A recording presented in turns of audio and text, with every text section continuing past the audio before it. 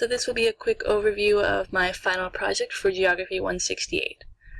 I chose to do my project on sort of a hypothetical scenario.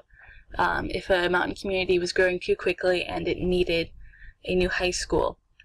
And so I chose the San Bernardino Mountains, and I was looking at the community there. It's partially hypothetical because while the population is growing, I don't know if it's pressing enough that it warrants a new high school immediately, but I decided to look into the situation anyway because it's definitely a possibility in the future. So, to start off my introduction, I talked about how there are many different factors that need to be taken into account when picking the location of a new high school in a high-altitude community. Things such as accessibility to the residents, avoiding redundancies with the location of current high schools, picking one at a moderate elevation with a moderate slope, as well as picking one in a highly vegetated area are all very important because these factors will play into the safety and the usability of the school. Highly vegetated areas are less prone to landslides, and also lower elevation areas are going to have less extreme weather. So here it is. Just as a little location reference to those who may not know where the San Bernardino Mountains are, I created a quick reference map of California. So we have California counties, and this box in red right here shows the location of the San Bernardino Mountains, or the area that I was looking at. So in case anyone who was viewing this didn't know where they are, that's where the area that I'm looking at. So here I'm talking about my methodology. I got my population data from the U.S. Census Bureau. I started off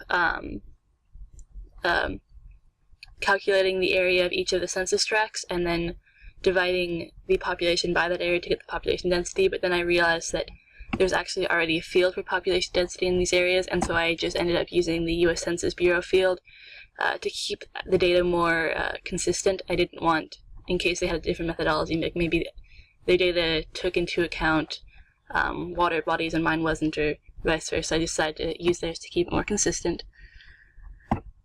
I also got major road data, just major highways and state roads in the area, and I clipped that to just the San Bernardino Mountains.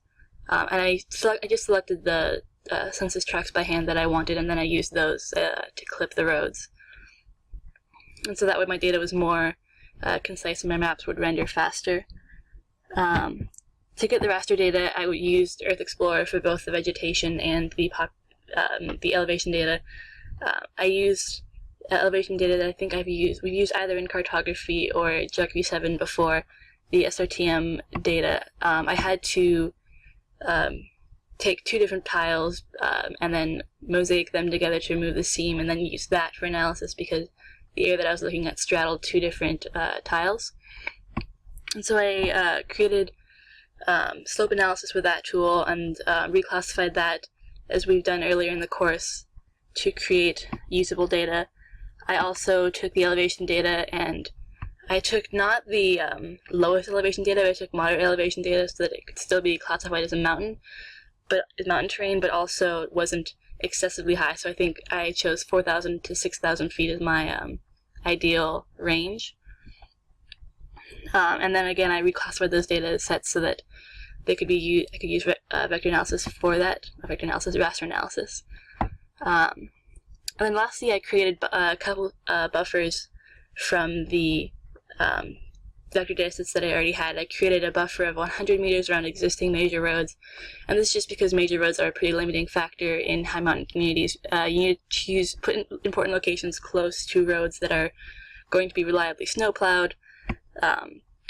So I did that, and then I also created buffers around current schools, but I didn't weight those buffers very heavily because I wanted to take population data into account more so than just actual proximity to schools. Because when selecting a school, it's better to put it in a heavily populated community, even if it's close to another school, than it is to put it in the middle of nowhere, even if it's far away from any current schools. And so this is just allows the reader a visual analysis of what I was looking at. These are the San Bernardino Mountains colored with the colored in census tracts. Blue and green are highly populated areas. Red and orange are more sparsely populated. Again, the rectangle in red is highlighting the area that I'm looking at. That's actually the community of Crestline. You can see I've marked the 2 current high schools in stars, so that you can see the locations of those. And then this was the end result of my analysis. These are the pixels where schools are going to be most suitable. So blue is most suitable, red is slightly less suitable. And the ideal location would probably be right here at the intersection of Highway 18 and Highway 138, because it's easily accessible to a lot of people. It's in a highly populated area. It's relatively far from any other current schools. All of the physical properties are right for schools.